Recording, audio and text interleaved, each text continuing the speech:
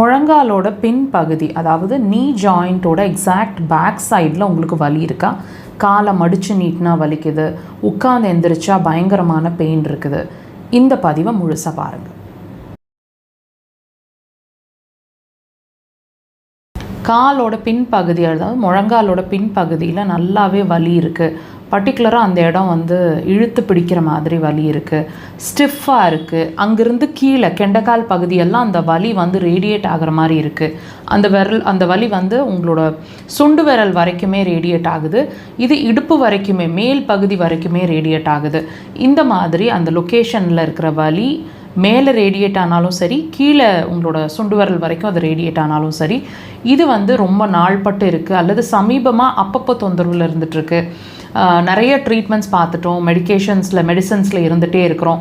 வலிக்கும் போது நான் மெடிசன் சாப்பிட்றேன் அல்லது கண்டினியூஸாக சாப்பிட்றேன், அது அப்போதைக்கு நல்லா இருக்குது, மறுபடியும் வலிக்குதுன்னு ஃபீல் பண்ணுறீங்க அப்படின்னா இது ஏதாவது சிம்டமாக கூடுமா, உள்ள உறுப்புகள் சார்ந்த பிரச்சனையோட அறிகுறியாக இருக்கக்கூடுமா பார்த்து தெரிஞ்சுக்கலாங்க.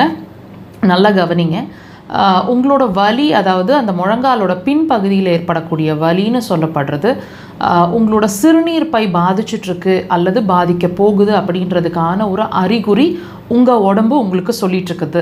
இப்போ இந்த மாதிரி ஒரு தாட் வந்து, இந்த மாதிரி ஒரு டாபிக் யாருமே உங்களுக்கு இது வரைக்கும் புரிய வச்சிருக்க மாட்டாங்க. அதாவது இதுக்கும் உங்களோட முழங்காலில் இருக்கிற வலிக்கும் உங்களோட சிறுநீர் பைக்கும் என்ன சம்மந்தம்னு கேட்க தோணுது இல்லையா?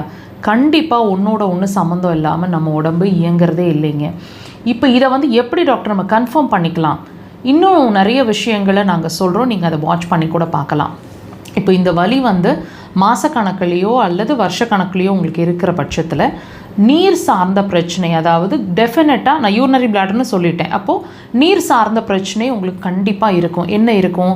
யூரின் அர்ஜென்ட்டாக இருக்கிறது, கடுகடுப்பாக இருக்கிறது, எரிச்சலாக இருக்கிறது, இப்போ தான் யூரின் போயிட்டு வந்தோம் மறுபடியும் யூரின் போகணும் போல் ஒரு அர்ஜென்சி இருந்துகிட்டே இருக்குது, நைட்டில் 2-3 தடவைக்கு மேலே யூரின் போகிறேன், பகலில் ரொம்ப எரிச்சலாக இருக்குது, யூரின் போகவே மாட்டேங்குது, அடைச்சி போகுது, சொட்டாக போகுது, போயிட்டே இருக்குது, ரொம்ப நேரமாக யூரின் போயிட்டே இருக்கிறோம், கண்ட்ரோலே பண்ண முடியல, யூரின் இருமுனா யூரின் லீக் ஆகுது.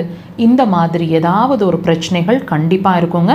பெண்களாக இருந்தீங்க அப்படின்னா கர்ப்பப்பை சார்ந்த பிரச்சனைகளும் கண்டிப்பாக இருக்குமான்னு கேட்கலாம் வேண்டாம், கண்டிப்பான முறையில் இருக்கும். ஸோ இதுக்கும் அதுக்கும் சம்மந்தம் இருக்குது. இது ஒரு வார்னிங் சிக்னல், உங்களோட யூரினரி பிளாடர் வீக் ஆகிட்டுருக்கு அப்படின்னு. அக்குபஞ்சர் அதுக்கு சிறந்த தீர்வாக இருக்கும். கண்டிப்பாக ட்ரை பண்ணுங்கள்.